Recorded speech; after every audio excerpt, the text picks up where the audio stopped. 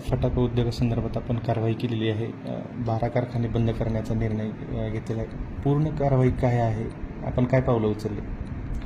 तेरखेड्यामध्ये जे फटाका निर्मितीचे कारखाने आहेत त्या कारखान्याच्या संदर्भात चौकशी करण्यासाठी आम्ही पथक गठीत केलेलं होतं. त्याच्यामध्ये तहसीलदार, त्यानंतर औद्योगिक सुरक्षा अधिकारी आणि त्याचप्रमाणे अग्निशमन अधिकारी यांचं ते पथक होतं. या संयुक्त पथकाने सर्व तपासणी केली. त्यांचा अहवाल आमच्या कार्यालयास प्राप्त झाला.